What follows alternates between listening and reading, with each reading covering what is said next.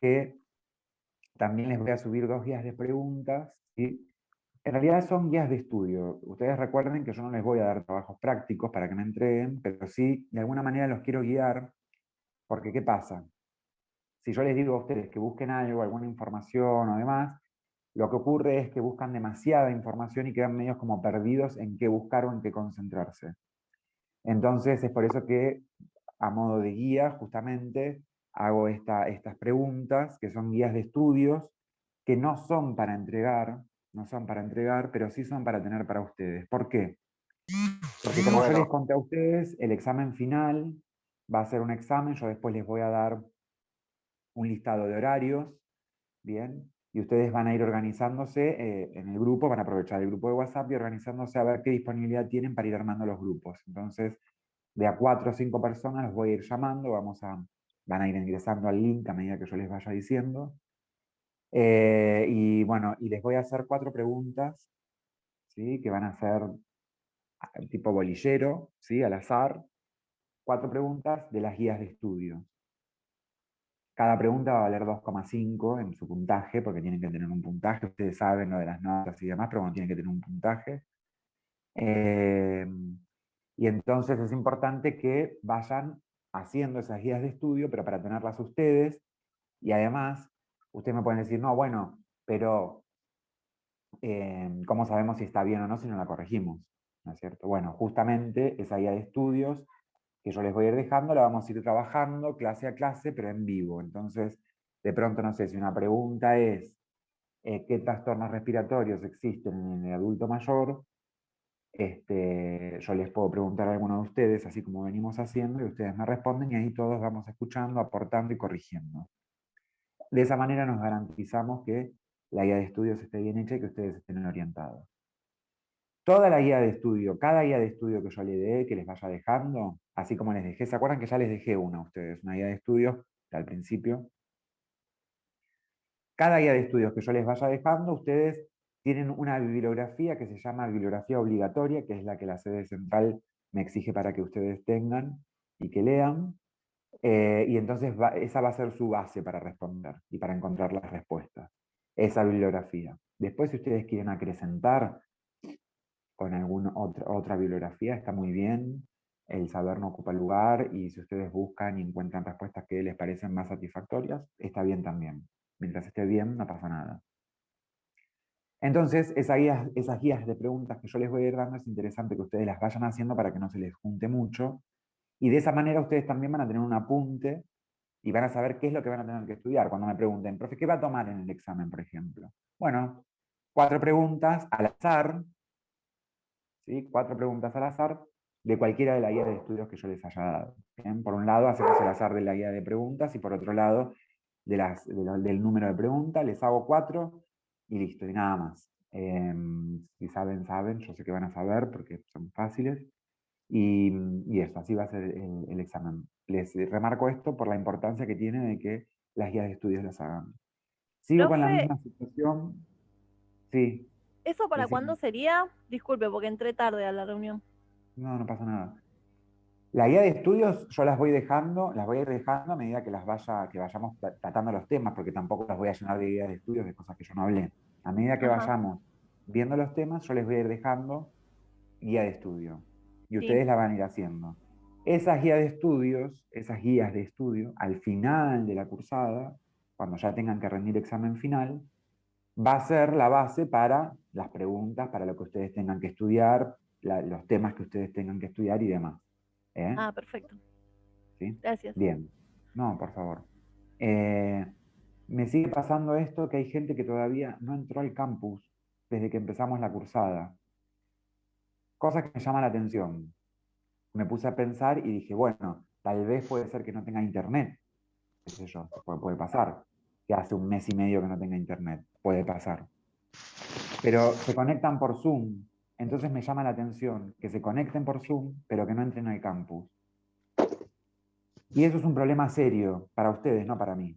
¿Por qué es un problema serio para ustedes? Porque ahora este Moodle, ¿sí? Esta nueva plataforma, nos dice todo lo que ustedes hacen en el campus.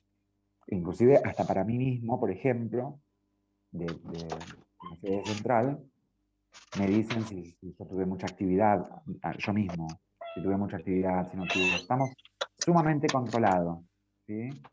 No es para que quede en una psicosis absoluta, no hay que se piense que nos están observando ahora ni nada, porque no. Pero, pero lo que les quiero decir es que están muy observados. Si ustedes no ingresan nunca al campus, yo no puedo aprobar la materia. Por más que yo sé que ustedes están en el Zoom y ustedes participan activamente, eh, etcétera, etcétera. Porque ¿cómo puedo demostrarle yo a la universidad que ustedes están participando si ustedes no ingresan al campus, que es su plataforma virtual, digamos, de la universidad? Es como que ustedes no asisten a la universidad. Entonces lo que les pido es que ingresen al campus, por lo menos para ver lo que yo subo, ¿sí? Y para que se registre que ustedes están activos. Eso por un lado. Y por el otro, para que después no tengan problemas en el momento del examen, ¿sí? Que, yo no les- que encontremos dificultades para poner la nota. En el caso que ustedes tengan dificultades, porque no sé, me dicen, profe, si hace un mes y medio que estoy sin internet o lo que fuere, por favor me lo hacen saber. No hace falta que me lo pongan en mi grupo. Todos tienen mi número de teléfono, todos tienen mi WhatsApp, me mandan un WhatsApp. Me dicen, profe, yo no entro por este motivo y este motivo. No hace falta que el que hace 5 días no entra me mande mensaje, porque después me va a llegar una lluvia de mensajes contándome. No. Simplemente, por ejemplo, no quiero nombrar, pero hay una persona que hace 40 días que no entra al Zoom. Es decir, al Zoom, y entra a las clases. ¿Se entiende? Entonces entra al Zoom, pero no entra al campus. Hay otro de 48 días hace que no ingresa al campus. Entonces es importante esto, ¿sí? Para este tipo de gente estoy diciendo, no para el que hace 7 días, 6 días, 8 días, no pasa nada. Pero 48 días es prácticamente desde que empezamos a cursar. Entonces, yo no puedo justificar si a mí, mi coordinador, me pregunta por qué tal alumno no ingresa al campus, qué está pasando, yo tengo que saber responderle, decir, no, bueno, no tiene internet, que entonces está desaparecido. O sea, hace un mes y medio que no está, sí, que está sin internet, ¿cómo es que está cursando con vos? Entonces, quiero que por favor me comuniquen por qué no están entrando por ese motivo. No es porque quiero saber qué les pasa a ustedes, sino porque quiero poder justificar el motivo por el cual ustedes no están entrando si están teniendo alguna dificultad. Y si están teniendo alguna dificultad para entrar al campus, también me lo tienen que comunicar porque tenemos que resolverlo. Ustedes tienen que entrar no solo por mi materia, digo, hay otras materias. Y otra cosa, sepan que en el campus ustedes tienen una biblioteca virtual que es absolutamente gratuita para ustedes, ¿sí? Con su usuario, con su contraseña, hay una biblioteca virtual y ustedes pueden acceder a la bibliografía que a ustedes se les ocurra, ¿bien? Así que aprovechen también eso, pero no solo lo aprovechen para ustedes. Quiero decir, si tienen hijos que están en edad escolar, si tienen hermanos, primos y demás, aprovechen esa biblioteca online, que para ustedes es gratuita, pero que la puede usar otro. ¿Me entienden? Entonces aprovechen esas cosas, esos recursos que les dan por estar en esta universidad. Bueno, dicho todo esto, vamos a comenzar con la clase. ¿Alguien quiere preguntar algo antes de empezar con otra cosa? Con respecto a esto, algo que quiera decir, que quiera despejar. Bueno, les quería contar otra cosa también. Acá es un poco de clase y acá es un poco también del día a día, ¿no? De lo que va pasando. El viernes estuve en el hospital trabajando por la noche, hice guardia de noche, y me encontré con una chica que está estudiando enfermería, está empezando el segundo año. Ustedes están en primero, ¿verdad? ¿Están Segundo. terminando primero? Segundo, Segundo. primer cuatrimestre. Ahí está, bien. Bueno, la misma situación que ustedes, chicos. Segundo año, empezó el año pasado, le tocó estar en el medio de la pandemia, así como ustedes, igual, y nunca pudo llegar a tener aulas presenciales.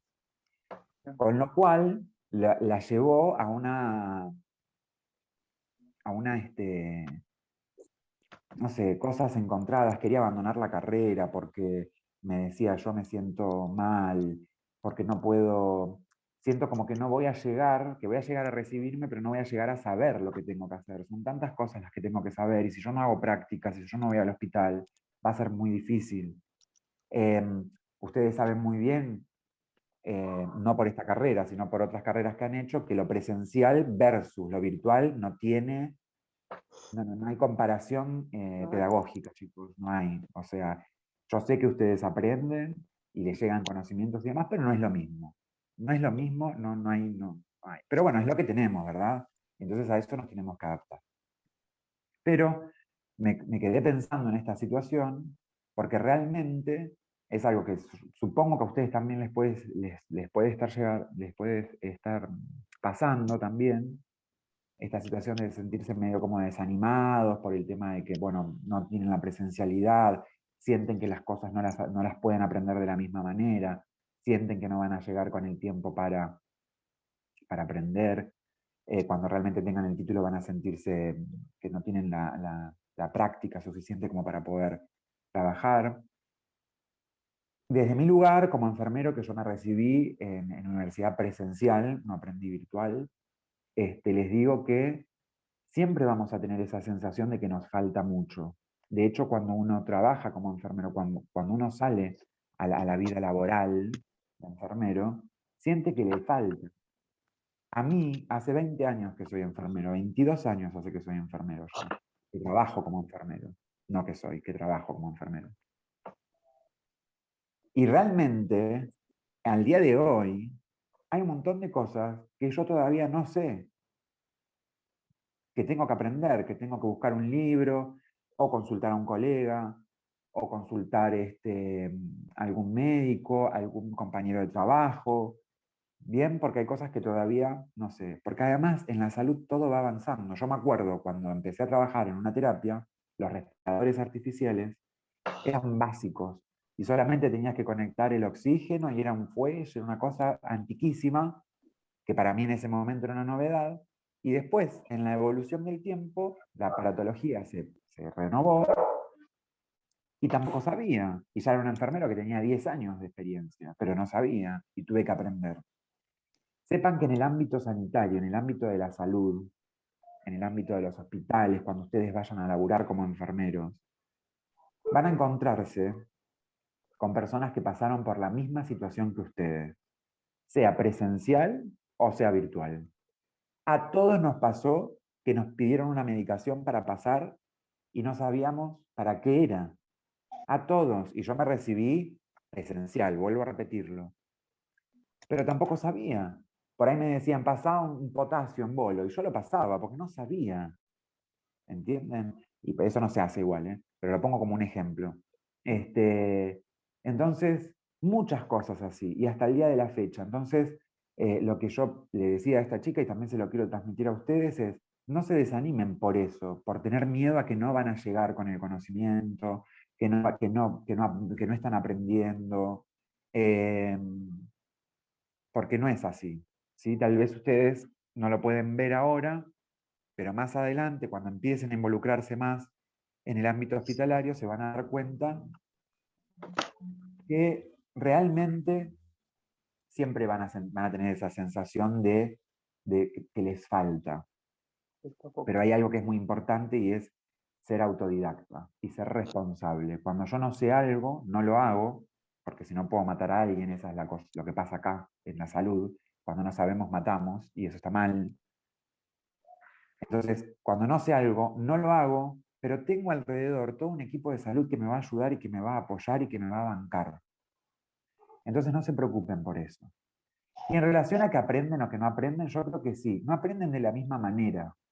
¿Sí? Es una nueva manera de aprender, pero aprenden. Ustedes, sin duda, hasta en la forma de hablar, tal vez no se dan cuenta, pero ustedes aprendieron.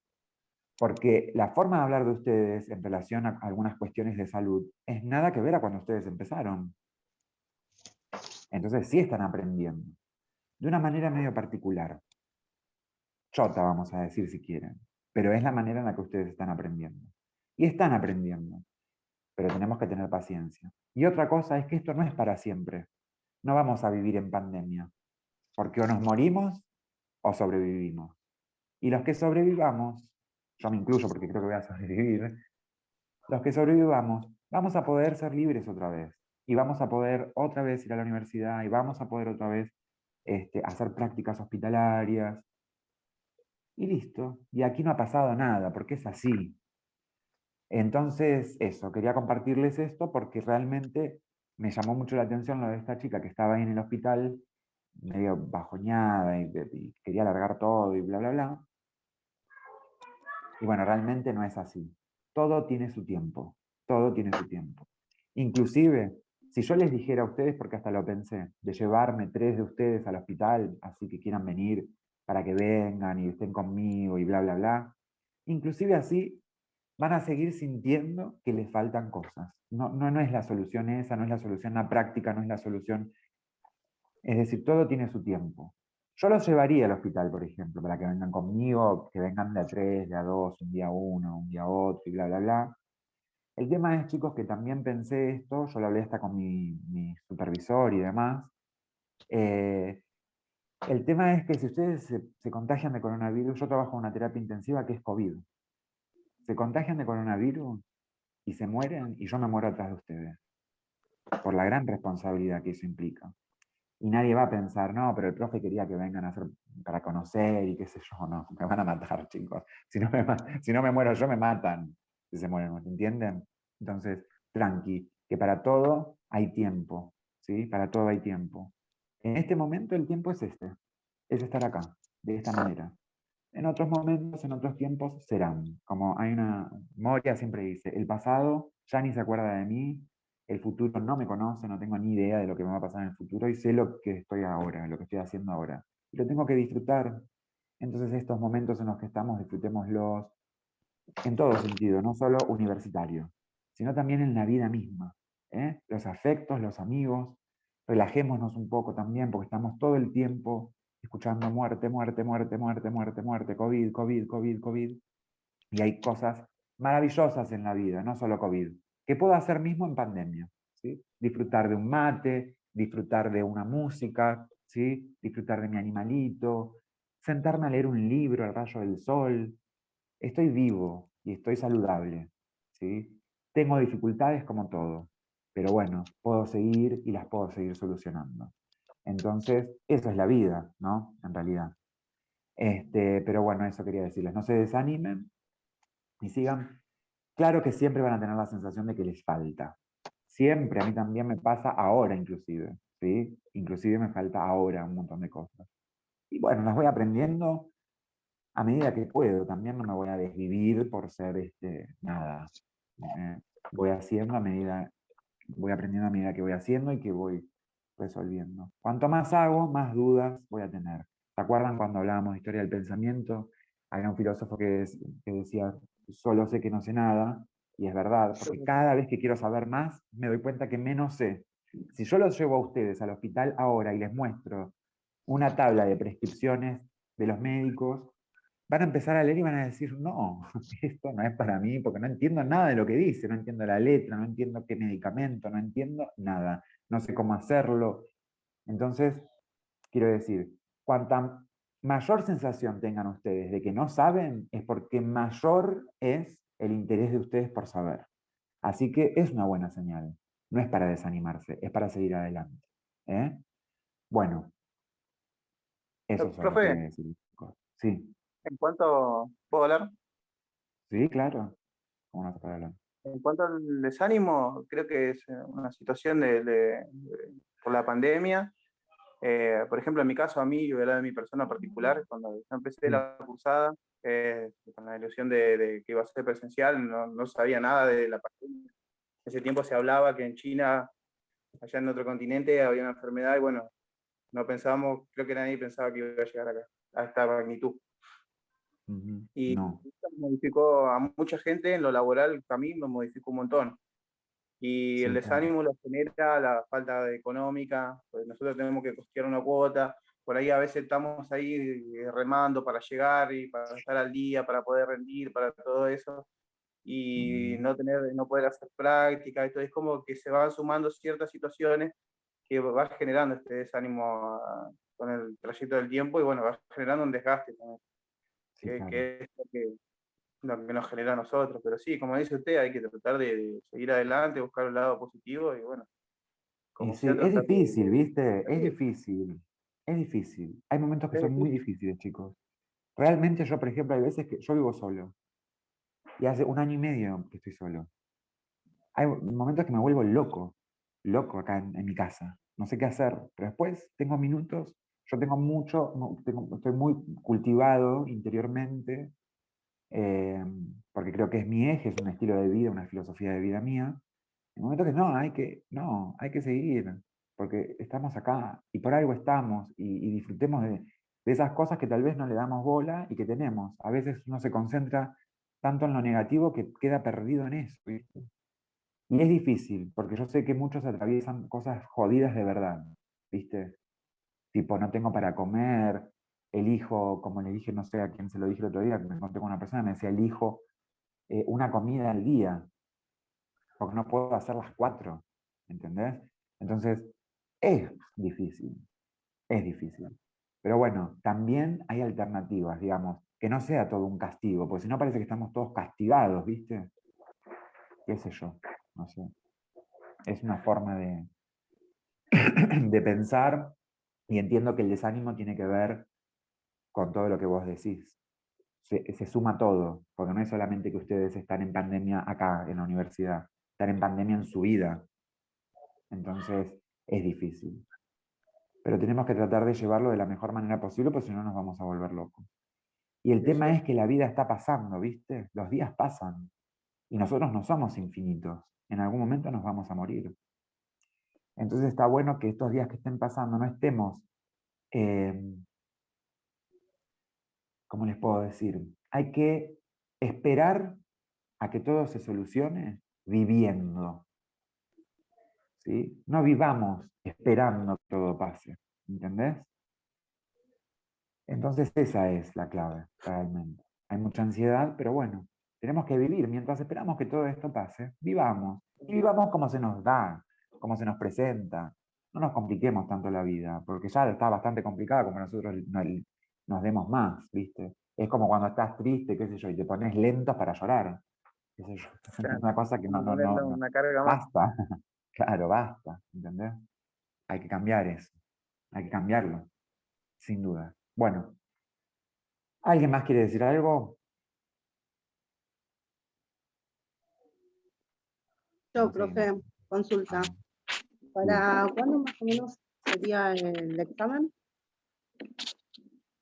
Yo supongo que va a ser junio, julio. Ok. Junio, julio. Junio, julio, porque es el final del cuatrimestre. Julio, agosto. No tengo todavía la fecha bien definida, pero es más o menos ahí. Mediados de. Si las vacaciones. Ahora me voy a fijar bien el calendario, porque lo cambiaron, pero si las vacaciones son la primer quincena de agosto, va a ser en julio. Y Bien. si es la segunda semana de julio, va a ser la primera de julio, ¿entendés? Pero por ahí va a andar. Bien. Julio, agosto. ¿Listo? Bueno, empezamos. Gracias. La clase anterior, entonces, yo no les había realmente, no les dejé el coso en el PowerPoint que les hice. Y también lo que pasó era que había mucha confusión con respecto a los fármacos que se utilizaban, la dilución y demás.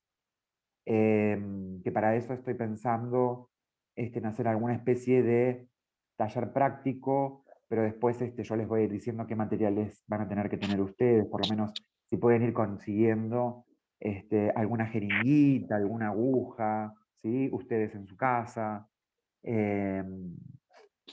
alguna jeringa, alguna aguja, alguna botellita chiquitita donde puedan poner líquidos y entonces empecemos a practicar lo que sería la dilución de un fármaco, pero de manera más visual, para que ustedes lo puedan ver y realmente no les genere confusión. Pero eso va a ser un poco más para adelante, no se desesperen. Y hoy lo que vamos a hablar es sobre los trastornos metabólicos en el adulto mayor, que también existen, ¿sí? También existen y son en gran porcentaje los agentes causales de muerte en el adulto mayor. Uno de los trastornos metabólicos que existen en el adulto mayor y que se ven en un alto porcentaje, les puedo decir un 40% de la población. ¿Qué quiere decir un 40%? Porque cuando uno dice 40% parece que uno globaliza la cuestión y parece 40%, no, es menos de la mitad. No, 40% es de 10 personas, 4 tienen trastornos metabólicos. Es mucho. De 20 personas voy a tener 8. Entonces, es bastante. Es bastante. Claro que sí. Pero vieron cuando uno habla en porcentaje, dice, sí, no sé, piensa en relación a la humanidad y vos decís, sí, bueno, pero no. La verdad es que no, en números más reales, de 10 personas, 4 padecen trastornos metabólicos. Uno de los trastornos metabólicos, y de los que vamos a hablar hoy, es el de la diabetes. ¿Sí? Diabetes. Diabetes, pero antes de empezar a hablar de la diabetes, vamos a hablar del páncreas, ¿sí? Que ustedes ya conocen, lo escucharon nombrar, lo vieron en anatomía y fisiología. Ustedes saben que el páncreas tiene doble función. Es una glándula y tiene doble función. Tiene una función que es exógena y tiene una función que es endógena. La función exógena lo que hace es justamente segregar, ¿sí? Segregar enzimas y proteínas. ¿Para qué? Para que nuestros alimentos Mira, me puse a hablar tanto que ya se me está cortando el... Entonces lo que La señal. vamos a hacer... No, el Zoom, señal tengo. Lo que vamos a hacer... El Zoom. Sí, se está cortando. Lo que vamos a hacer, porque si no tengo que cortar y en el medio del tema.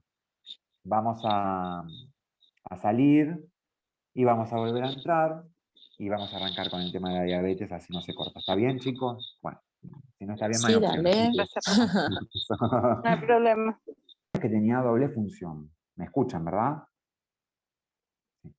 Sí, se escucha. Sí, sí. Listo. Sí, profe, se escucha bien. Gracias. Tiene doble función. Una...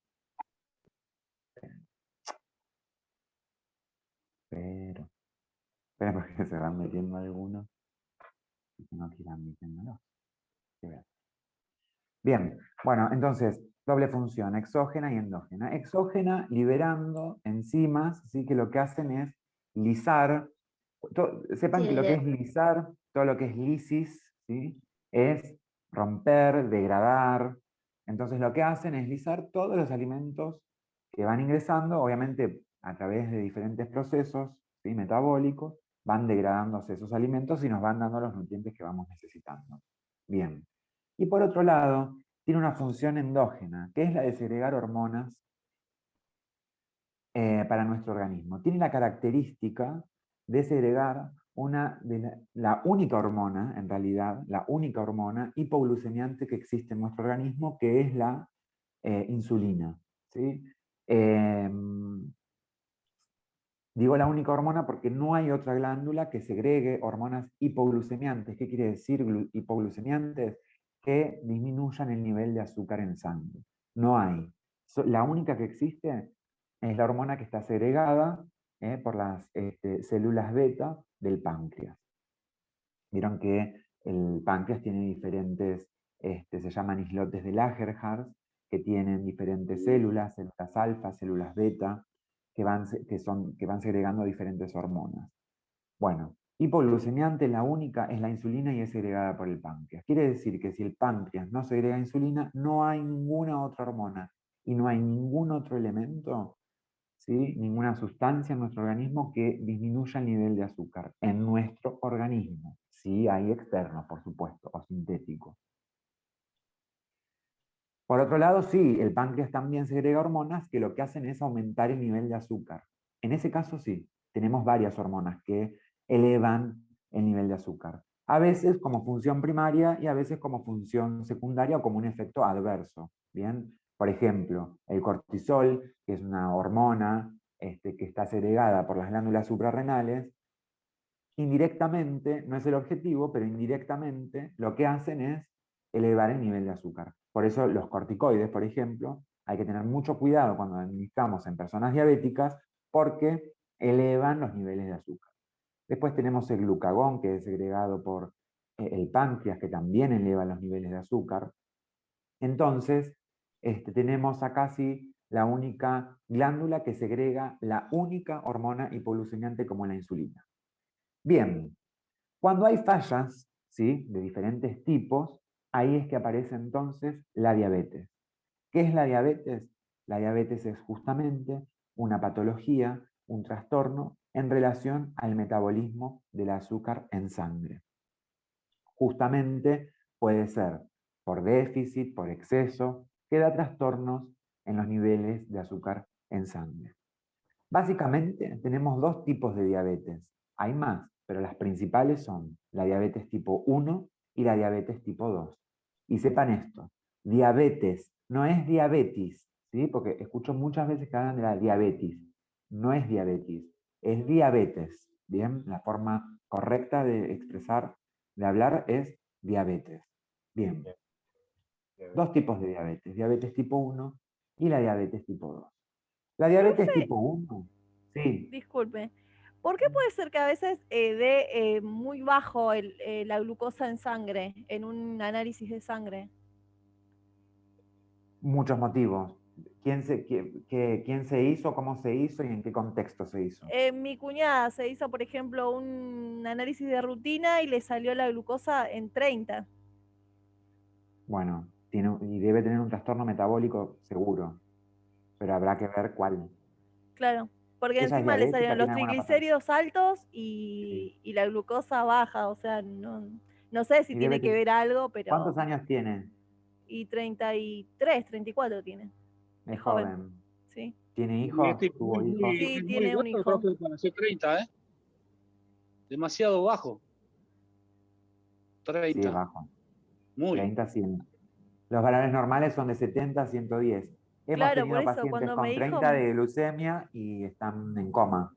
sí, Realmente bueno, hay que estudiarla. Tiene que ir a un endocrinólogo para sí, que ahora vea está cuál es la esperando cuestión. el turno, ¿viste? Pero estaba re asustada porque le digo, pero esperá, porque todavía no sabes qué puede pasar. No creo que haya salido mal el laboratorio, pero Sí, puede pasar, también. Puede también. fallar, puede fallar.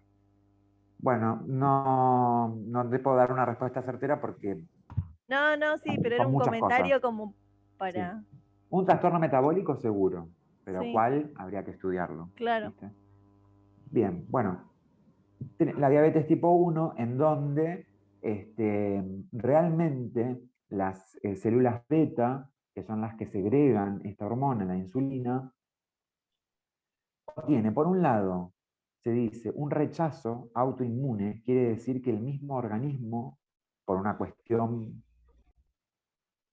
loca, no acepta a la insulina y la rechaza. Al rechazarla, entonces, ¿qué es lo que pasa? Ese azúcar no puede ingresar a la célula. O por deficiencia directamente de insulina, muchas veces hay páncreas que por deficiencias no segregan insulina.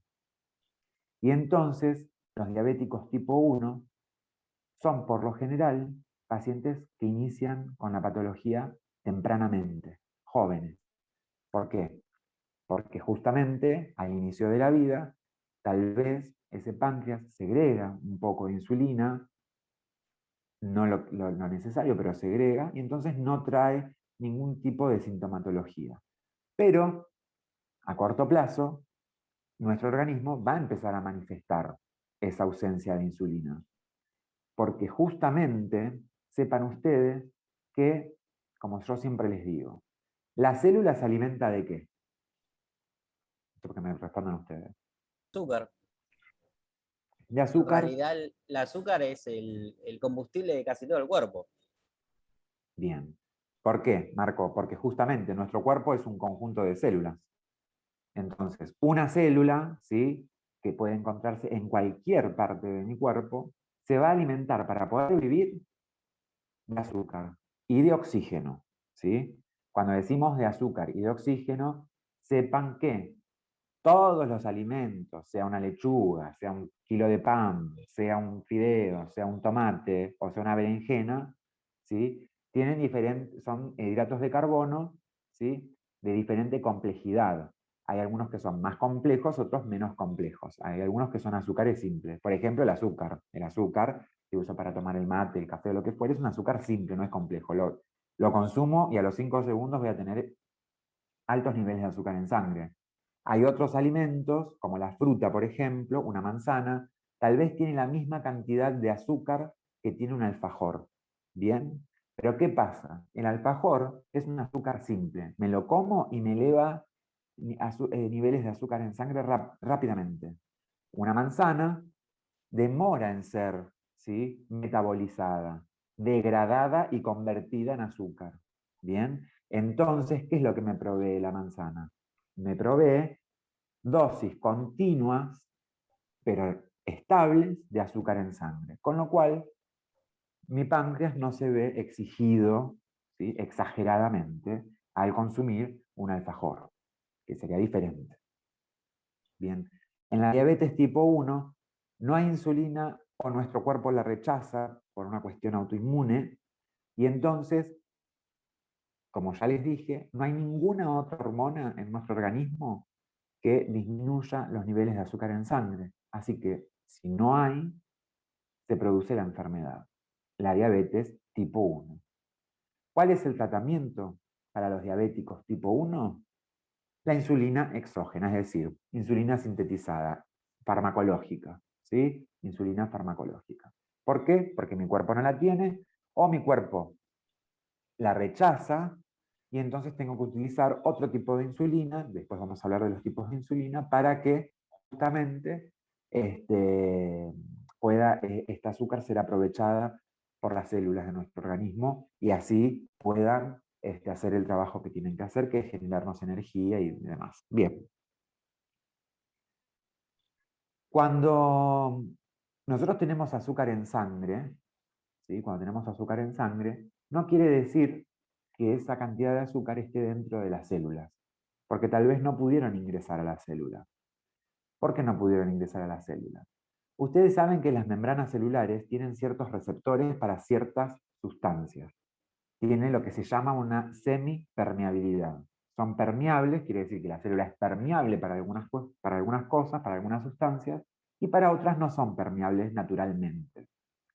Entonces, ¿qué es lo que necesitamos? De llaves que nosotros llamamos de transportadores o de receptores. ¿Bien? ¿Para qué? Para que esa capa que es semipermeable se haga permeable para cualquier tipo de sustancia. En este caso, la membrana celular no es permeable para el azúcar. Necesita de una llave, necesita de un receptor. ¿Quién va a ser la llave? ¿Quién va a abrir la puerta de la célula para que pueda entrar? Se los digo tipo cuento así para que sea más comprensible, ¿verdad? ¿Quién va a abrir la puerta para que entre el azúcar en la célula? La insulina, justamente, ¿sí? La insulina es la llave para que el azúcar pueda ingresar a las células. Si no ingresa a las células, la célula no puede trabajar, la célula se muere. ¿Bien? Y entonces, a corto plazo no hace nada, pero a largo plazo seguramente trae secuelas. Entonces, continuando con la diabetes tipo 1, es una diabetes que nosotros conocemos como diabetes insulino dependiente. ¿Qué quiere decir? Que requiere sí o sí de insulina externa, sintética, para poder metabolizar el azúcar en su sangre y justamente no morirse. ¿Bien? Y por otro lado tenemos lo que es la diabetes tipo 2. La diabetes tipo 2, a diferencia de la diabetes tipo 1, se puede dar y se da generalmente en el adulto mayor. ¿Sí? ¿Por qué se da en el adulto mayor? Esto es así. Ustedes saben que nosotros tenemos un cuerpo que es una máquina, que está perfectamente diseñada. Cada uno de nuestros órganos tiene una función bien específica. Pero, como toda máquina, si abuso y hago uso y abuso, uso y abuso, llega un punto que la máquina se gasta, se rompe, ¿sí?, se agota, y entonces todo comienza a ser un poco más insuficiente. Que justamente es lo que nos pasa a nosotros cuando nos morimos, cuando somos grandes, cuando somos viejos. Si nos toca llegar a viejos, nos vamos a morir porque nuestro cuerpo se gastó, ya está, no funciona más nada. Creo que yo a ustedes les puse un video de cómo nuestro cuerpo humano va muriendo y cuáles son los receptores y los factores que van impulsando. Muriendo, estoy diciendo, de forma natural, no por alguna enfermedad. Bien, pues puedo tener un cáncer y morirme mucho más joven. Estoy hablando del proceso natural. Lo mismo pasa con el páncreas. Si yo tengo hábitos alimenticios, ¿sí?, no saludables, y como todo el tiempo hidratos de carbono en grandes cantidades, mi páncreas, que es saludable, va a segregar la cantidad de insulina que mi cuerpo exija. Es decir, yo tengo 15 años y me comí 3 alfajores, me chupé 3 cervezas y después me comí un sándwich de jamón y queso. Cuanto mucho me va a doler un poco la panza por todo lo que comí, pero después, al rato, voy a estar bien. Exigí a todo mi cuerpo, ¿sí?, a segregar una cantidad excesiva de insulina, un montón de enzimas a mi vesícula, etcétera, etcétera. Pero soy joven, no pasa nada. Y así continúo durante toda mi vida, a los 15, a los 16, a los 20, a los 21, a los 23, ¿Bien? Y le exijo a mi páncreas que segregue insulina. Pero llega un punto que el páncreas ya no da más. Entonces dice, mirá, la dosis para que vos puedas vivir de insulina es esta. O te ubicás o no dejo entrar más azúcar a la célula. Yo no voy a segregar más insulina porque vos todavía no aprendés que debes alimentarte bien. Y entonces segrega lo que tiene que segregar. Y listo. Y entra a la célula el azúcar que tiene que entrar. Hasta ahí está todo bien, porque va a entrar la cantidad de azúcar. Pero después, ¿sí?, después empieza a privar de insulina. Es decir, la insulina que segrega ya no alcanza ni siquiera para que ingrese un poco de azúcar a la célula. Y ahí entonces aparece lo que es la diabetes tipo 2, que es prácticamente por un desgaste. ¿Hay factores genéticos que nos predisponen a tener diabetes? Sí, existen. Existen. Hay factores genéticos, pero también en la diabetes tipo 2, el 90%, ¿sí?, tiene que ver con los hábitos de vida, con el estilo de vida, básicamente con la alimentación, con el tipo de alimentación. ¿Van entendiendo más o menos? ¿Está? Bueno, tiene que ver con el Sí, tipo de sí. alimentación. Si yo me como un alfajor, bien, en este momento, es mucha cantidad de azúcar para una sola dosis, vamos a decir.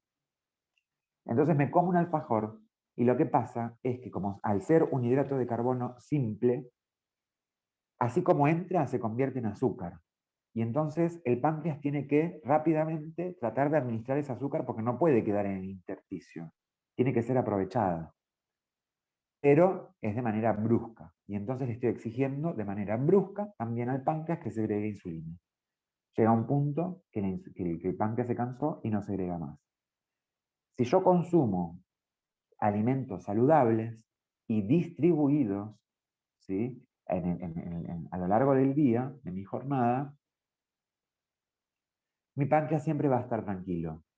¿Por qué? Porque van a ir las cantidades, ¿sí?, de azúcar y va a segregar la cantidad de insulina que es aceptable. No le estoy exigiendo de más. Por eso cuando decimos, por ejemplo, no sé, ¿qué diferencia hay entre, por ejemplo, comerse una barrita de cereal? ¿Vieron que hay unas barritas de cereal saludables y bla, bla, bla? Comerse una barrita de cereal y comerse una manzana, o comerse un turrón, o comerse una mandarina, tienen la misma cantidad de azúcar y hasta inclusive, ¿sí?, hay algunas que tienen menor cantidad. Menor cantidad de azúcar visible, menor cantidad de azúcar simple, pero tiene un montón de azúcar sintética que no está proporcionada como información de azúcar, sino que en valor calórico total, por ejemplo. ¿Sí? Te lo ponen en porcentaje. Valor calórico total de un turrón es cuánto, porque vieron que dice, los turrones ahora vienen todos con información. 2%, qué sé yo. Entonces, el 2% del valor calórico total, estoy bárbaro, o sea, puedo seguir comiendo. No, bueno, pero vos te comiste ese turrón, que es azúcar puro, y en ese mismo momento te eleva los niveles de azúcar, y bueno, vos sos joven por ahora, ¿bien? Entonces, no es que porque me como un turrón, chicos, no vamos a demonizar al turrón y a los alfajores, ¿no?, esas cosas que son riquísimas. Pero quiero decir, si siempre lo único que hago es comer golosinas y no una fruta, o por ejemplo, comer fideos con tuco, guisos de arroz, guisos de fideos, sopas con 5 kilos de arroz. Hacen la sopa de verdura para que sea saludable, pero le ponen 5 kilos de arroz. Eso termina siendo un guiso de arroz, no una sopa de arroz. Entonces, si no mido las porciones, le estoy exigiendo a mi organismo a segregar abundantes cantidades de insulina y en algún momento se va a agotar. Y aparece la diabetes. ¿Tiene tratamiento la diabetes? Sí. ¿Es una enfermedad crónica? Sí. Bueno, les dije, la diabetes tipo 1 tiene tratamiento con insulina, es insulino dependiente. La diabetes tipo 2, el problema no es la falta de insulina, el problema es la cantidad de insulina que yo le exijo que segregue. Entonces, el tratamiento generalmente para la diabetes tipo 2 son los hipoglucemiantes, ¿sí? Hipoglucemiantes orales, como la glibenclamida, la metformina, ¿sí? Que son hipoglucemiantes orales. ¿Qué quiere decir? Son comprimidos que ayudan a distribuir el azúcar y llevarla donde la tiene que llevar, y algunos a inhibir la absorción de azúcar directamente. Un porcentaje de azúcar es inhibido y entonces el otro porcentaje ingresa a través de la insulina, como debe ser, como la naturaleza manda, pero de alguna manera estoy también ingresando diferentes fármacos para poder tratar un problema que se podría haber solucionado con un buen estilo de vida. Lo que pasa es que hay muchos factores que influyen también en lo que es la alimentación saludable. Como siempre digo, una familia en la actualidad de 8 personas, de 6 personas, para comer todos los días saludable, es medio difícil. No porque sea difícil hacerlo, sino porque es costoso. Si yo tengo que comer en el desayuno, puedo consumir pan, pero al mediodía no puedo consumir pan y tengo que consumir una carne con verduras, es difícil alimentar a una criatura con un churrasco y una ensalada. Y comprar 6 churrascos con el precio que tiene la carne es muy difícil. Y las verduras también están caras. Entonces es difícil, pero siempre uno tiene que ir tratando de intercalar, ¿sí? Por ejemplo, si yo como fideos, porque los fideos realmente son abundantes y abundan a mucha en el plato y parece que fuese más, lo voy a hacer. Pero voy a tratar de contrarrestar mezclándole, no sé, un brócoli, por ejemplo, ¿sí? Y entonces tengo un vegetal, que el vegetal, al tener celulosa, ¿vieron que los vegetales tienen mucha celulosa? ¿Qué es celulosa? ¿Vieron esa fibra que es dura, como por ejemplo la selga, la penca de la selga, el brócoli, ¿qué más? No sé, alguna otra verdura, no se me ocurre ahora ninguna. Coliflor, qué sé yo. Bueno, al tener celulosa, lo que hacen es demorar y retrasar el metabolismo de azúcar. Entonces, si yo como fideos, que los fideos me van a dar azúcar inmediatamente, pero además lo mezclo con alguna verdura, por ejemplo, fideos con brócoli, el brócoli lo que va a hacer es que a través de la celulosa demora más en degradarse. Pero en todo ese quimo, ¿sí? Quimo, que es toda la sustancia que cuando nosotros comemos el fideo con el brócoli y empezamos a masticar, que hacemos como una pasta, en todo ese quimo lo que vamos a encontrar es hidratos de carbono simples, pero mezclados con hidratos de carbono más complejos, con celulosa, con lo cual va a demorar más, va a retrasar más la digestión, y entonces me va a ir dando dosis de azúcar lentas, ¿sí? Progresivas. Con lo cual también me va a dar sensación de saciedad rápido y por largo tiempo. Ustedes pueden probar. Si se comen un plato de fideos con manteca, ¿sí? A los 20 minutos van a tener hambre. ¿Por qué? Porque es de fácil digestión. Eleva los niveles de azúcar rápidamente y después los baja. Es decir, los bajan, vuelven a su estado normal. Y entonces ahí viene hambre. Porque el hambre, ¿qué es? Es la necesidad de ingerir algo para que mis células puedan trabajar, ¿sí? Entonces, va a venir hambre. ¿Por qué? Porque fue rápido. Ahora, si yo me como una porción de fideos, no sé, con un repollo rallado, un brócoli y demás, ustedes van a ver que no van a tener hambre por 2 o 3 horas. Porque es lo que lleva tiempo para poder digerir esos alimentos que ustedes digirieron. ¿Entienden? Entonces, si ustedes me preguntan, ¿cuál es el tratamiento? Y esto es a modo personal. El tratamiento de la diabetes tipo 1, esto es de bibliografía, es la insulina. Para la diabetes tipo 2, en la bibliografía ustedes van a encontrar que son los hipoglucemiantes orales.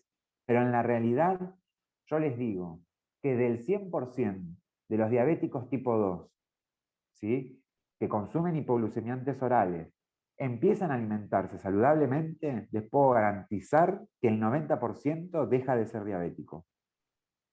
O que por lo menos puede controlar los niveles de azúcar por una alimentación saludable.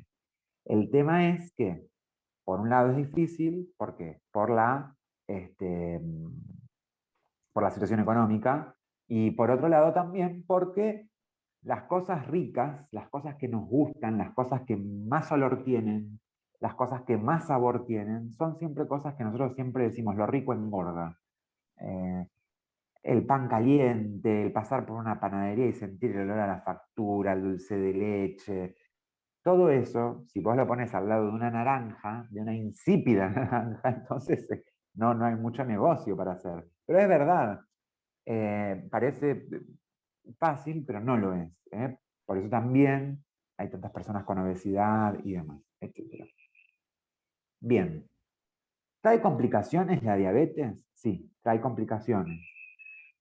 Una de las complicaciones más recurrentes en los diabéticos son las complicaciones que tienen que ver con su integridad cutánea, es decir, con la integridad de la piel.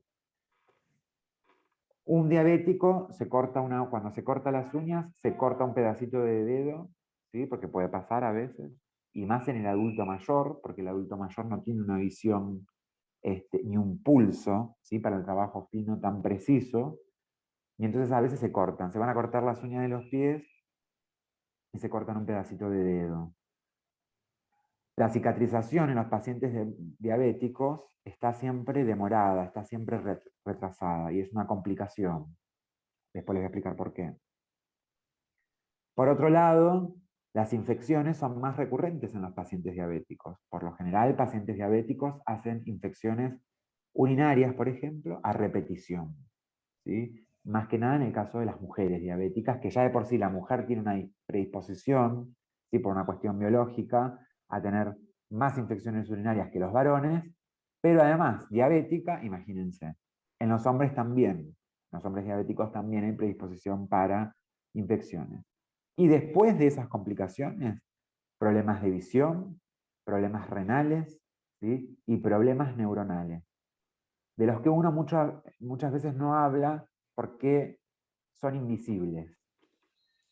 ¿Qué quiero decir que son invisibles? Uno por el momento no las ve. Como no están presentando ni signos ni síntomas, uno parece como que no lo ve.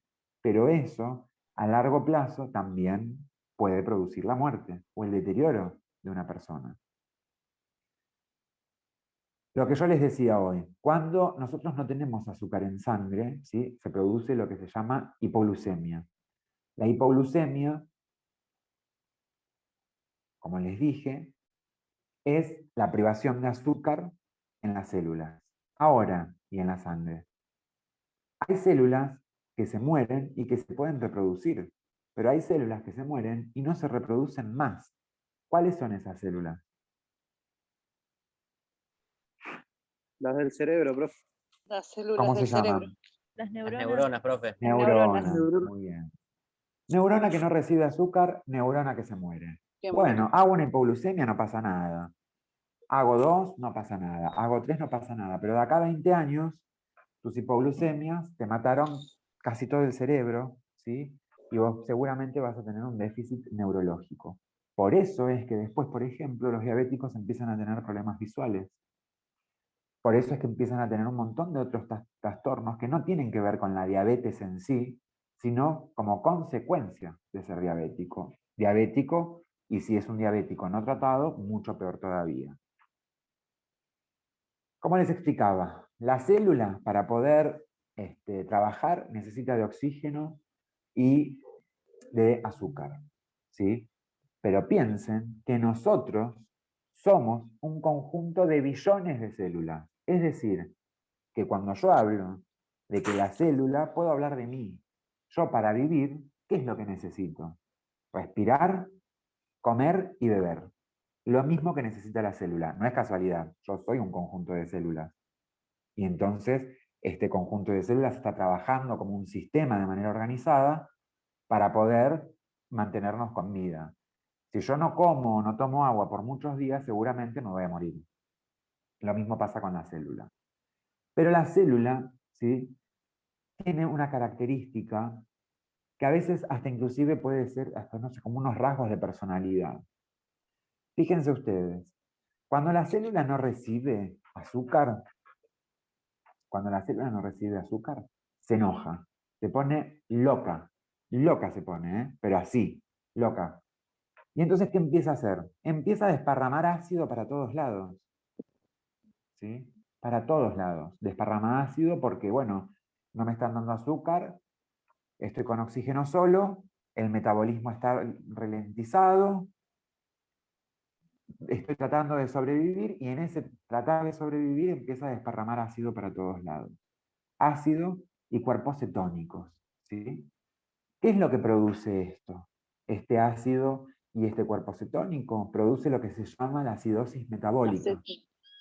¿Sí? Acidosis metabólica, algunos también lo llaman cetoacidosis diabética. ¿Bien? Porque es específicamente, hace referencia a una complicación de la diabetes. Bien. ¿Por qué? ¿Cómo se explica? ¿Cómo se explica? Y esto quiero que me lo respondan y piensen. ¿Cómo se explica que una célula se enoje y que diga no tengo azúcar, o que un conjunto de células no tenga azúcar, si cuando yo voy a hacer el test de azúcar en sangre, un hemoglucotest o un laboratorio, un examen de sangre, tengo 500 miligramos de azúcar? Quiere decir que tengo azúcar. Los valores normales de azúcar en sangre, chicos, en ayunas, digamos, azúcar en sangre basal, es de 70 a 110 y la unidad de medición es miligramos por decilitro. ¿Bien? 70 a 110. Por debajo de 70 es una hipoglucemia, por encima de 110, dependiendo del contexto, digo, si es basal, es una hiperglucemia. ¿Cómo se explica que una célula diga no tengo azúcar si cuando hago un hemoglucotest el hemoglucotest me da 500? ¿Cómo se explica eso? Justamente por la falta de la insulina, profe, que hace que no permita que la célula absorba ese azúcar que está en el organismo. Muy bien, es eso, ¿sí? Lo que pasa es que como no hay insulina, tengo azúcar en sangre, pero yo ya les dije, la célula es impermeable para el azúcar. Para que pueda ingresar el azúcar necesita de que alguien la reciba y la transporte y la ingrese. Esa es la insulina. Al no haber insulina, entonces el azúcar queda en el intersticio, pero no queda en la célula. Antes de producir esto que yo les digo, la acidosis metabólica, la célula busca recursos, porque tampoco es tan loca, no se va a suicidar. Va a buscar recursos para poder sobrevivir, como nosotros, chicos. Si no tengo para comer y bueno, voy a empezar a revolver por algún lugar, voy a encontrar algo para comer. Es así. Lo mismo va a ser la célula. No tengo para comer, bueno, a ver, ¿de dónde puedo sacar? Y bueno, lo más probable es que empiece a sacar del tejido adiposo.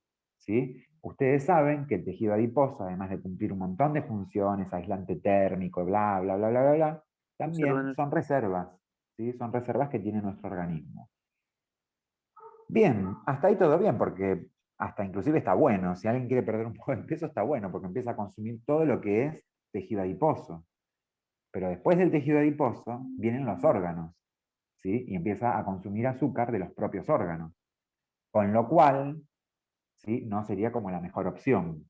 Y entonces, antes de llegar a ese límite, lo que empieza a hacer es largar ácido, pero básicamente porque está reclamando azúcar en sangre. Quiere azúcar porque la necesita para vivir. ¿Sí? Es como una manifestación adentro de nuestro organismo. El tema es que empieza a producir un montón de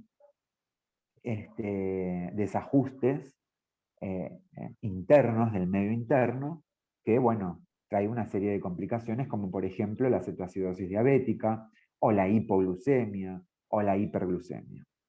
Volviendo a los valores, los parámetros normales, les decía, 70 a 110 miligramos por decilitro son los valores normales basales. ¿Qué quiere decir basales? En ayunas. Ahora, si yo me comí una factura con dulce de leche ahora y me voy a hacer me voy a medir el azúcar en sangre, es muy probable que no tenga 70 de azúcar. No voy a tener 70, voy a tener más elevado. ¿Hasta cuánto es el límite elevado en cualquier tipo de glucemia que yo haga? hasta 250 miligramos por decilitro.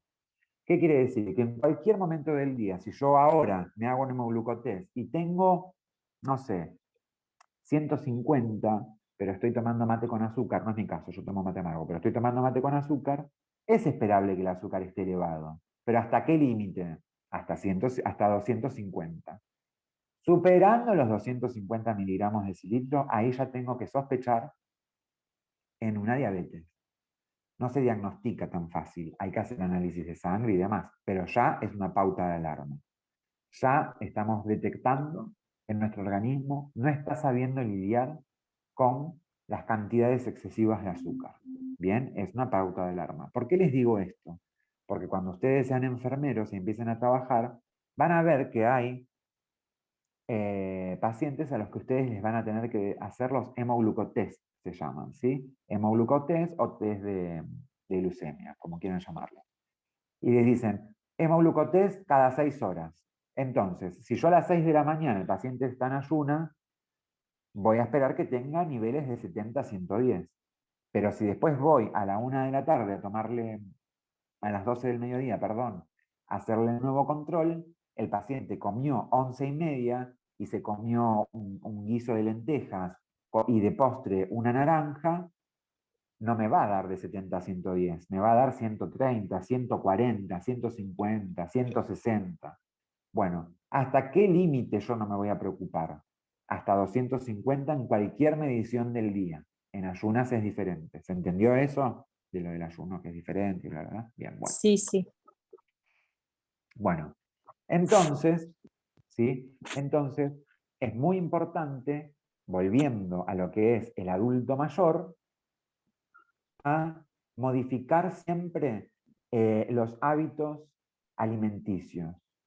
Bien, y que no tienen que ver, a veces es negociar, no tienen que ver tanto con la pobreza, sino que tienen que ver con el ingenio, como les decía yo. Bueno, comemos fideos, vamos a comer fideos, pero vamos a ponerle alguna verdura.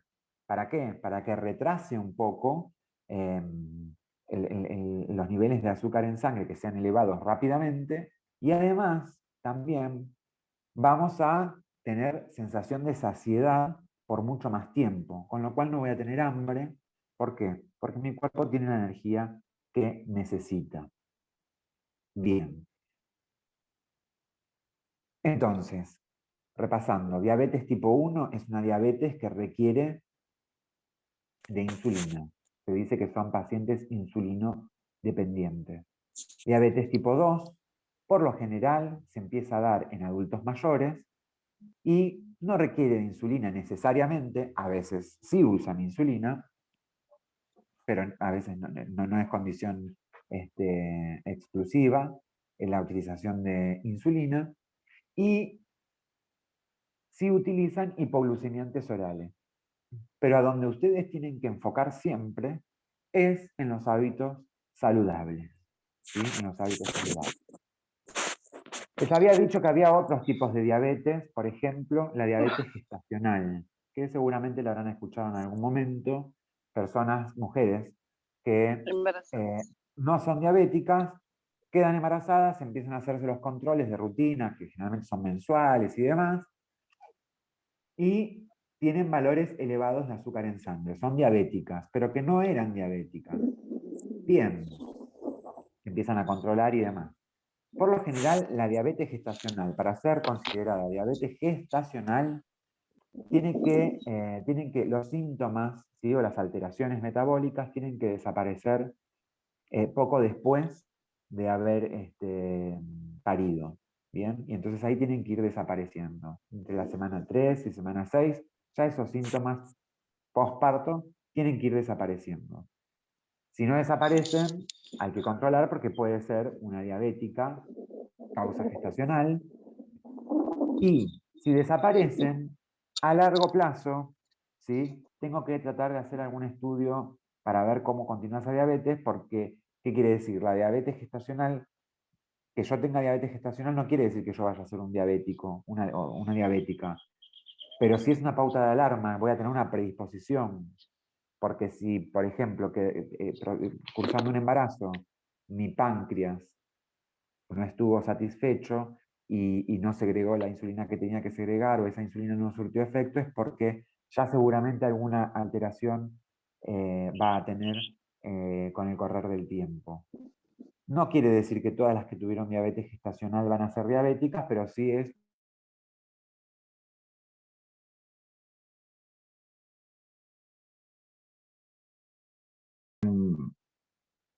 y después hay otros tipos de diabetes que aún están en proceso. Hay algunas que dicen que son insulinoresistentes, es decir, que tienen insulina, que se segrega insulina, pero que esa insulina no hace nada. Entonces, bueno, son tipos de diabetes que aún no están bien estudiados, bien especificados, pero son otros tipos de diabetes.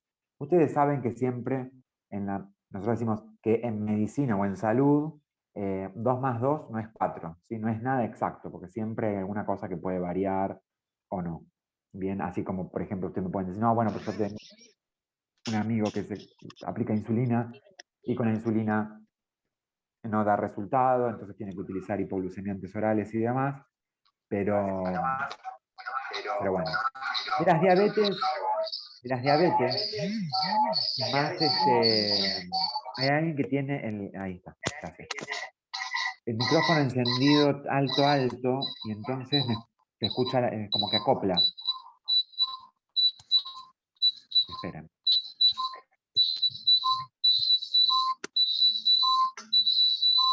Eliana, Listo, ya está, ya está.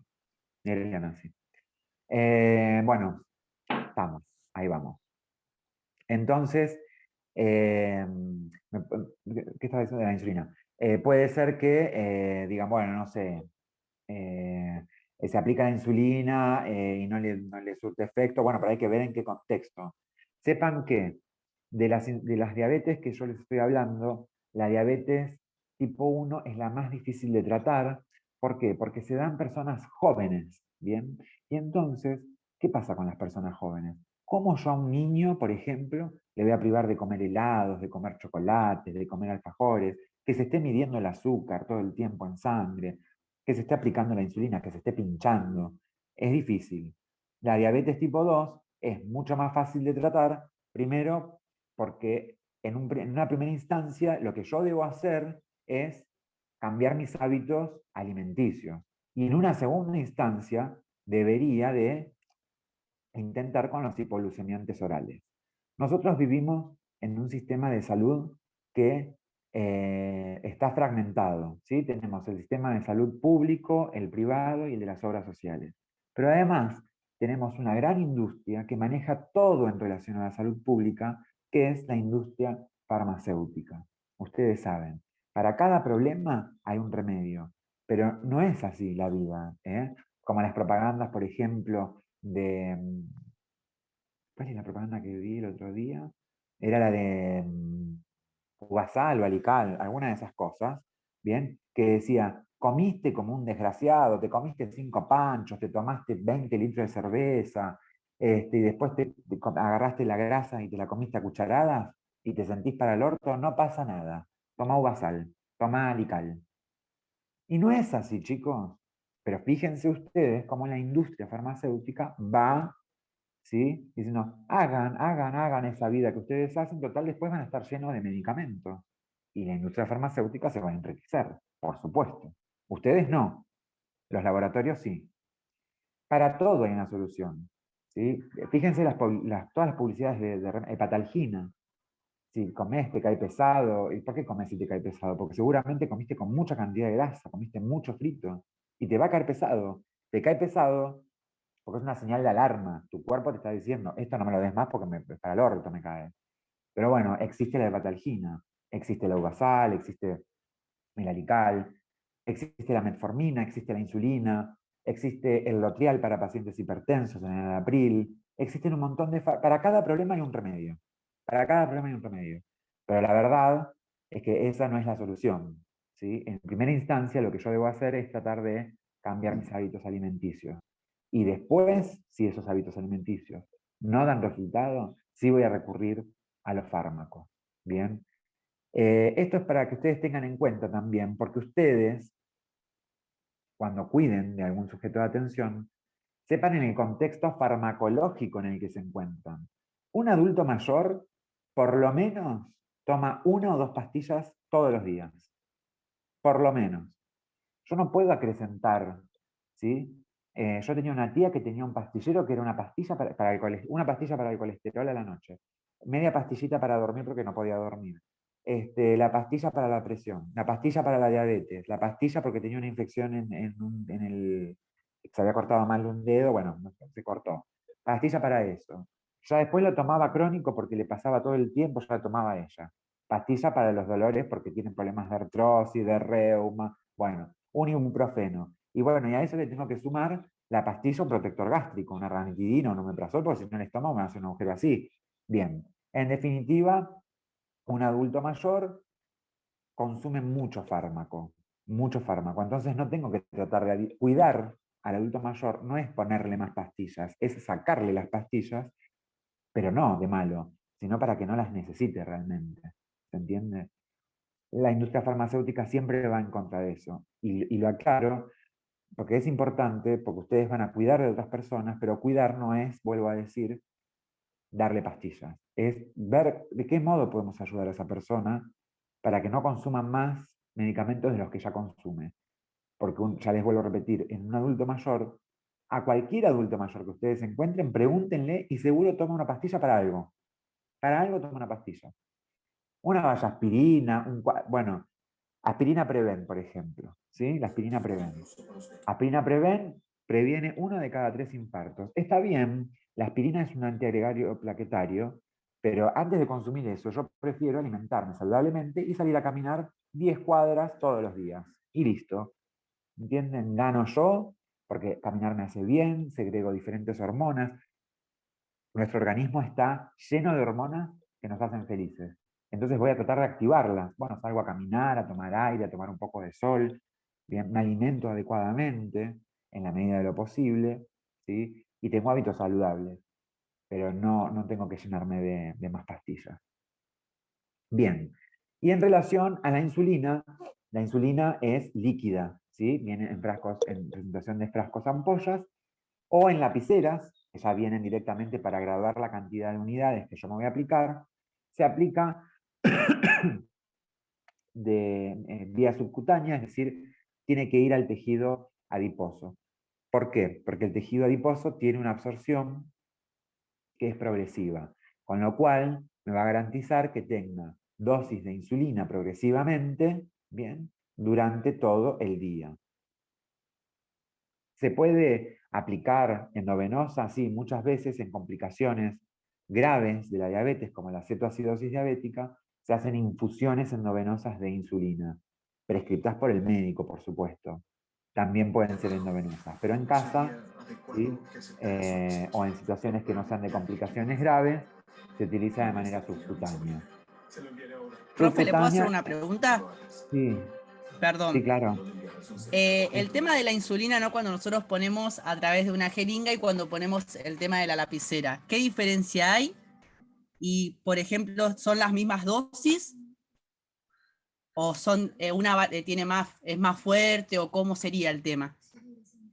Mira, las diferencias en la insulina no van en su presentación, es decir, no van en la lapicera o si es que yo la cargo en una jeringa o lo que fuere, sino en el tipo de insulina que sea. Nosotros tenemos insulina corriente o cristalina, tenemos insulina NPH, tenemos insulina lenta y tenemos una insulina que es más sintética, que es la protamina. ¿Bien? Cada una de ese tipo de insulinas que yo te mencioné tienen un tipo de acción diferente, un comienzo de acción distinto, un efecto máximo distinto y una duración diferente. Quiero decir, no va en la presentación, sino en el tipo de insulina que sea. Por ejemplo, la insulina corriente o la insulina cristalina, la más común, la que usamos para corregir una hiperglucemia, por ejemplo, y la quiero corregir de manera rápida, entonces voy a utilizar insulina corriente porque su acción es rápida, porque a los 30 minutos ya empieza a hacer efecto, la duración es entre 2 y 4 horas. Y está bien. Ahora, si yo voy a hacer un tratamiento de insulina prolongado, es decir, en un paciente con diabetes tipo 1 para que no requiera la insulina corriente, voy a preferir utilizar la insulina NPH. ¿Por qué? Porque la insulina NPH tiene una acción intermedia. Comienza a actuar a la hora, a las 2 horas, pero tiene una duración de 16 y 24 horas. Es decir, que yo con una dosis, dependiendo la dosis prescrita por el médico, de insulina NPH, insulina circulando por mi organismo por lo menos 16 horas, entre 16 y 24 Claro. horas. Claro, por ¿Entendés? ejemplo, yo tengo a mi mamá que nosotros le ponemos la NPH, le ponemos una sola dosis, ¿no? Dos Por la dosis, mañana. perdón. Claro, a Por la la mañana y mañana por y a la la noche. Claro. Sí. Después tenemos cuando nos dan jeringas, cuando nos dan las lapiceras, le ponemos Sí. solamente una sola dosis. Esto no es que uno que cambie cada rato, no las diferentes insulinas no perjudican nada. ¿Cuánto usa de NPH a la mañana? Nosotros le estamos poniendo 10, ¿Y a la noche? lo mismo. Y 10 y después con 10. la lapicera le volvemos a poner, claro, 10 siempre. Pero cambiamos la insulina constantemente porque nos dan diferentes insulinas. Yo lo que pregunto, ¿esto no perjudica nada que sea diferente No, pero ¿cómo te insulina? cambian la insulina? Te cambian la presentación, pero la insulina es NPH, la de la mañana y la de la noche. No, la verdad eso no lo sé, pero sé que es Claro. la lapicera y ¿Y la después... lapicera qué es? La lapicera es un formato, ¿sí? Viene en forma de lapicera, yo no te lo explico a vos, lo digo para que los chicos sepan. Que trae insulina y entonces yo voy girando, tiqui, tiqui, tiqui, y voy dosificando la cantidad de unidades, porque la insulina se da en unidades. 10 unidades, 2 unidades, 3, 4, 20 unidades, hasta 100 unidades, ¿sí? Que es la presentación Claro. máxima de insulina. Bien. Entonces, vos le das, ella le da 10 unidades de insulina NPH, que es una insulina intermedia, es decir, que le garantiza que entre 16 y 24 horas esa insulina esté dando vueltas. Por lo general, en un diabético se le da por la mañana y por la noche, esa insulina. Bien, le da 10 y 10. Pero la otra insulina, ¿a qué hora se la dan? Y es una sola dosis, o sea, a la mañana, por ejemplo. Después de la NPH le das también esa. No. Cuando nosotros tenemos dos tipos de insulina, ¿no? Nos dan la jeringa, aparte de la jeringa, y después le pasamos la lapicera. Pero nosotros, bueno, entonces cuando nosotros le inyectamos, por ejemplo, la NPH, en tema de jeringa le damos 2 dosis, a la mañana y a la noche. Bien. Eso es la única. Pero cuando nos cambian de insulina, ya nos dan la parte de la parte de lapicera, La lapicera. le ponemos una sola dosis. Eso es mi pregunta. ¿Por qué una sola dosis una? Porque si son NPH humana, Claro. igual, A ver, sería la las misma dos, dosis. Las dos son... Esto sería el claro. mantenimiento, profesor, ¿no? No. Sería para- Lo que pasa es que a veces las lapiceras, ¿sí? Las lapiceras son más sintéticas y son de protamina. Con lo cual hace que tenga una duración de 24 a 36 horas. Un poquito más, es más lenta, pero tiene un efecto más prolongado. Tal vez por eso te modifican de 2 dosis a una sola dosis. Pero habría que ver qué tipo. Les vuelvo a decir, la insulina no varía por la presentación, por la forma de presentación, si es en lapicera o en frasco ampolla. Varía por el tipo de insulina. De todas Claro, formas, pero no se esto desesperen. no perjudica nada al organismo que sea siempre cambio de insulina. No perjudica. Pero igual no sé qué insulina es, porque vos me decís lapicera, pero ¿qué? ¿Es corriente, es NPH, es protamina, es qué? ¿Entendés eso? Después si podés, fíjate qué es la lapicera, si tenés, y mandame un mensaje, contanos, porque no sé. No varía en la presentación, sino en el tipo de insulina que sea. Y después durante el día, ¿le hacen mediciones de glucemia o no?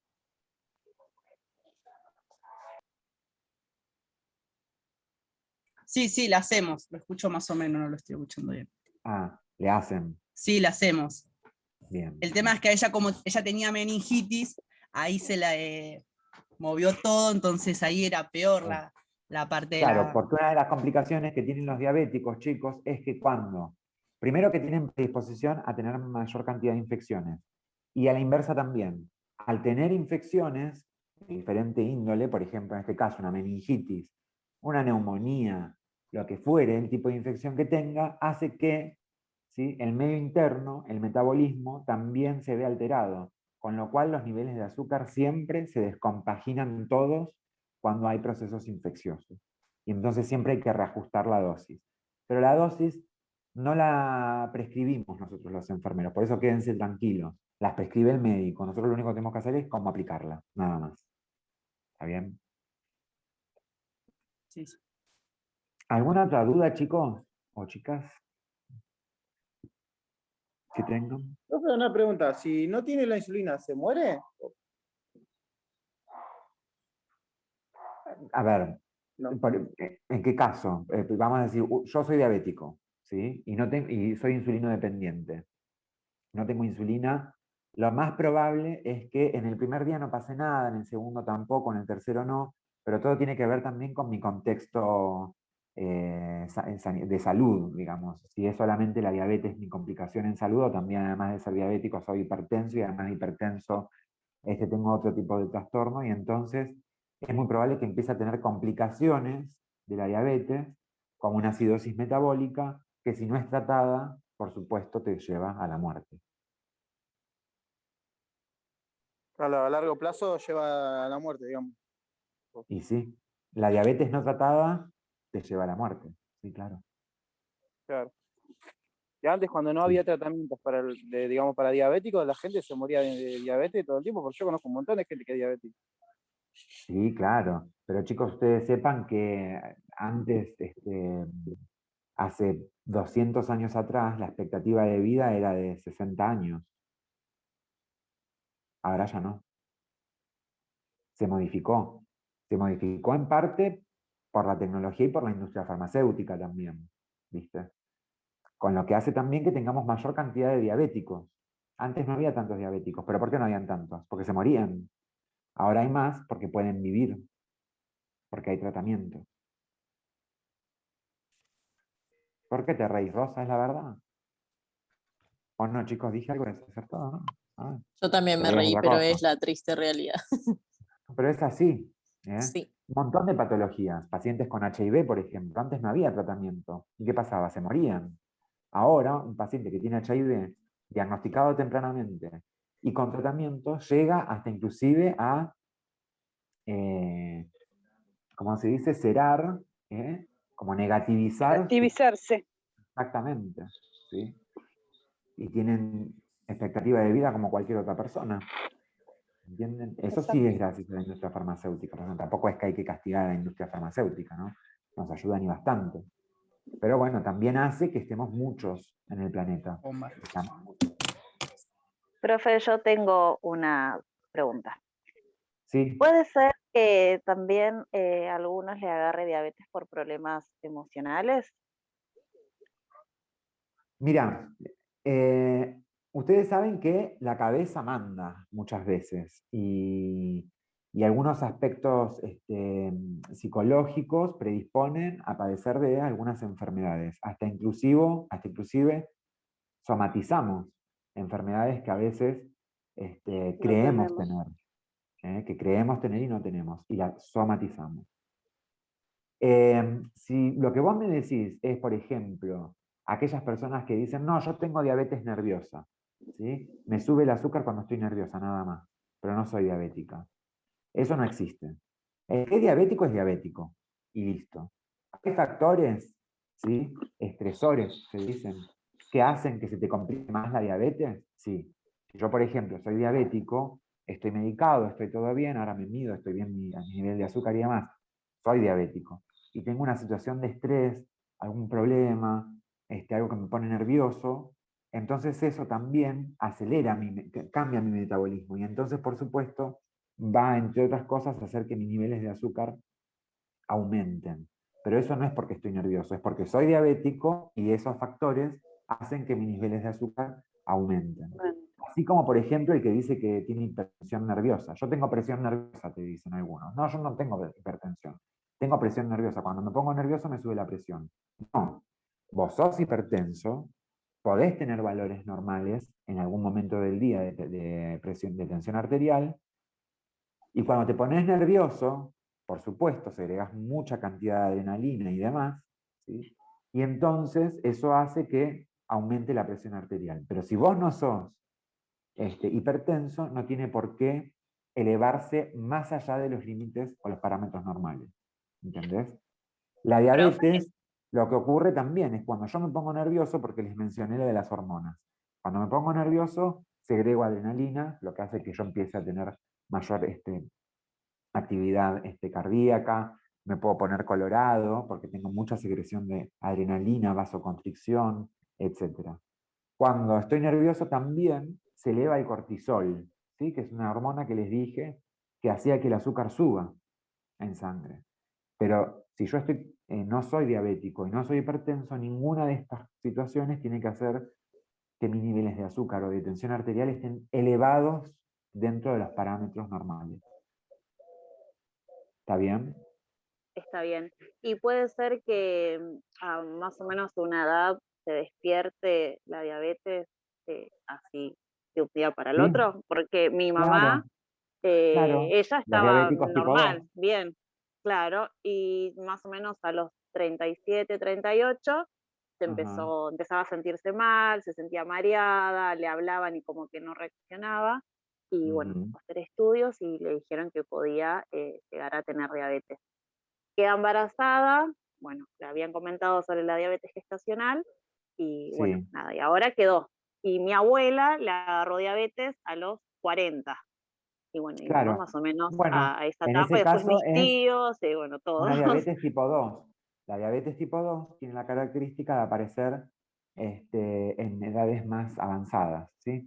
40, 50, etc. La diabetes tipo 1 aparece en niños o adolescentes.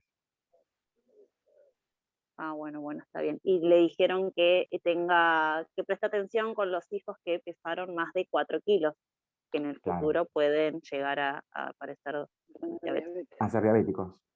Sí. Ujú, sí, Ah, bueno, sí, sí. bueno, bueno, está bien. Bien, ¿alguna otra pregunta? Bueno, entonces chicos, por hoy los voy a dejar tranquilos, ya hablé demasiado. Ya en este mismo momento voy a aprovechar que tengo unos minutos para subir las 2 guías de estudio que tengo que subir para ustedes. Háganlas. La semana que viene les voy a hacer algunas preguntas sobre la guía de estudio les dije 2, de respiratorio y metabólico. ¿Sí? Bueno, Y bueno, vayan haciéndolas y vayan guardándolas, porque van a servir para el examen final. Cuando llegue el momento del examen final, ustedes ya saben lo que les voy a dar. ¿Bien? Así que nada, eso chicos. Hasta gracias, el profe. miércoles que viene. Que Bueno, nos estén bien. vemos. No se Miércoles, desanimen. profe. Continúen.